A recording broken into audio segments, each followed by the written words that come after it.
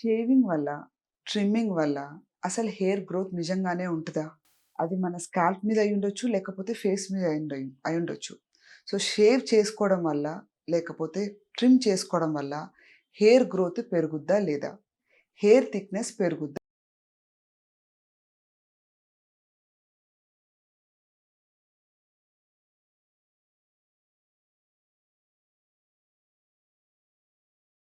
Hello everyone.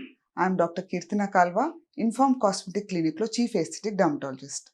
So, ఇవాళ ఈ యొక్క మిత్‌ని నేను మీకు చెప్తాను. చాలామంది ఏమనుకుంటారంటే, ఊరికే గుండు చేసుకుంటే హెయిర్ థిక్‌గా పెరుగుద్ది. లేదా ఫేస్ మీద హెయిర్ గ్రోత్ ఉన్నప్పుడు ఊరికే షేవ్ చేసుకోవడం వల్ల, ఎస్పెషల్లీ ఆడవాళ్ళు అనుకుంటారు, షేవ్ చేసుకోవడం వల్ల నాకు థిక్‌నెస్ అనేది పెరుగుతుంటదనేది. కానీ అది యాక్చువల్‌గా నిజం కాదు.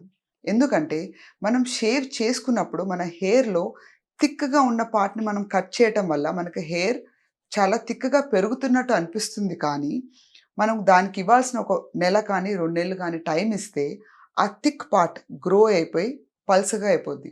కానీ యూజువల్‌గా మనం 1 ఆర్ 2 మంత్స్ వెయిట్ చేయం. మనం వెంటనే ఆ థిక్‌నెస్ ఉంటది కాబట్టి మళ్ళీ మళ్ళీ షేవ్ చేసుకుంటుంటాం. ఎస్పెషల్లీ ఫేస్ దగ్గర.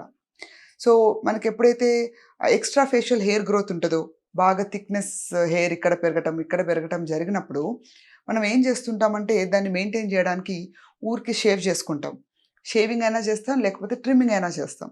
షేవింగ్ చేశాక ఆ ఊరికే బ్లేడ్ ప్లస్ హెయిర్‌కి ఆ ఫ్రిక్షన్ వల్ల ఏమవుద్దంటే చుట్టుపక్కన ఉన్న స్కిన్ గూడా పిగ్మెంటేషన్ స్టార్ట్ అవుద్ది. అది హెయిర్ థిక్ హెయిర్ ఉంటది. పక్కన స్కిన్ ఉంటది. ఆ థిక్ హెయిర్ స్కిన్‌కి ఒక లైట్ రిఫ్లెక్ట్ అవ్వడం వల్ల చుట్టూ ఉన్న స్కిన్‌కి ఒకలాంటి పిగ్మెంటేషన్ వచ్చినట్టుగా మనకు అనిపిస్తుంటది. అదొక కారణం. ఇంకోటేమవుద్దంటే స్కిన్‌కి ఊరికే రిపీటెడ్ ఫ్రిక్షన్ వల్ల గూడా స్కిన్ బాగా పిగ్మెంటేషన్ రావటం జరుగుద్ది. ఈ 2 కారణాల వల్ల పిగ్మెంటేషన్ వచ్చినట్టుగా అనిపిస్తుంది కానీ, యాక్చువల్‌గా స్కిన్‌కి, హెయిర్ థిక్‌నెస్‌కి, పిగ్మెంటేషన్‌కి సంబంధం లేదు.